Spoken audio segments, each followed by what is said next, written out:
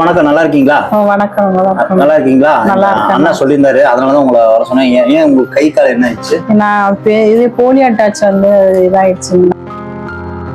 இருப்பு இதுல பட்டு இந்த உடம்போட ஒன் சைடு இதா போயிடுச்சு கை.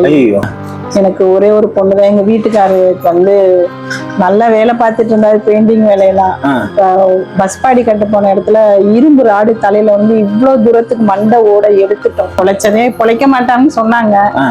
ஏதோ நான் வாய்ஸை ரெக்கார்ட் பண்ணிட்டு எப்படினாலும் நீங்க உதவி பண்ணிருங்கன்னு சொல்லிட்டேன். அதனால அவரால் எந்த வேலையும் செய்ய முடியாது. குடிக்க ஆரம்பிச்சிட்டாங்க. குடும்பத்தெல்லாம் பாக்குறது இல்லை. எனக்கு ஒரே ஒரு பொண்ணு தான், பேர் மாதேஸ்வரி. படிச்சிட்டு இருக்கா. இப்ப வந்து என்ன படிக்கிறாங்க? மணிகண்டத்துல வந்து இந்திரா கணேசன் சொல்லிட்டு ஒரு காலேஜ் இருக்கு சார். அவங்க வந்து பிடெக் ஐடி படிச்சிட்டு இருக்காங்க. ஃபீஸ் கட்ட முடியலங்க சார். அதனால எங்க பொண்ணு படிக்கணும். ஊதுபத்தி வியாபாரம் பண்ணிட்டு இருக்கேங்க சார். சொந்தமா கிடையாது? சொந்தமா இல்லைங்க சார். எனக்குன்னு இருக்கிறது என் பொண்ணு ஒரே பொண்ணுதான். அவளுக்கு படிப்பு ஒண்ணுதான் இங்க நான் கொடுக்கணும். ஃபீஸுங்க சார். உங்க பொண்ணுக்கு வருஷம் வருஷம் கட்ட வேண்டியதா? ஆமா, ஏந்தி தான் சார். நான் என் பொண்ணு படிப்புக்காண்டி இதுக்காண்டி கையேந்திரனால தப்பு இல்லைங்க சார். கண்டிப்பா எந்த ஒரு தாயுமே நம்ம பிள்ளை நல்லபடியா வந்துருச்சுன்னு நம்ம குடும்பம் மாறிடாதாங்கிற ஏக்கத்துலதான் இருப்பாங்க.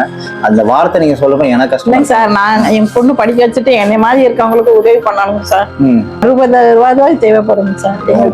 என் பொண்ணு படிக்க எத்தனை வருஷம் படிக்கிறாங்க? இந்த 4 வருஷம் சார். முதல்ல நான் உங்களுக்கு இப்ப என்ன தொழில் தேவையோ முதல்ல நீங்க இந்த பக்தி ஒருத்தட்ட எடுத்து நீங்க பண்றேங்கிறீங்களா? சொந்தமா நான் முதல்ல எடுத்து பண்ணி கொடுத்தறேன். அவ டியூஷன் ஃபீஸா இருக்கட்டும் எல்லாமே நம்ம என்னால என் சக்தி என்ன முடியுமோ நான் கண்டிப்பா பண்ணி கொடுத்தறேன். கவலைப்பட வேணாம். சரியா? நல்லா படிக்கிட்டோம். அவ முதல்ல படிக்கிட்டு எவ்வளவு மார்க் வாங்குறா?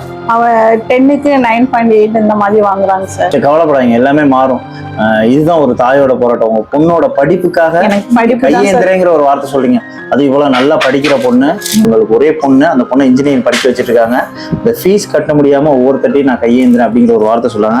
அந்த பொண்ணோட மார்க் கேட்டேன். மார்க்லாம் பார்த்தா எனக்கே இதாக தான் இருக்கு. மார்க்லாம் பாருங்க, எல்லாமே தெளிவா இருக்கு. எல்லாத்துலயுமே 9, 8, 9, 10. உன் பொண்ணை கொண்டு போய் ஏதாவது ஒரு கம்பெனில வேலைக்கு விடுன்னு சொன்னாங்க மாச சம்பளத்துக்கு.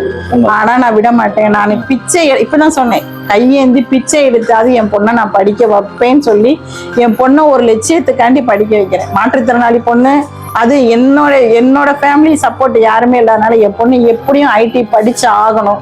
நான் இந்த 4 வருஷம் இருந்தாலும் இல்லாட்டாலும் கூட என் பொண்ணுகிட்ட சொல்லியிருக்கேன். எல்லாமே நல்லதா நடக்கும்.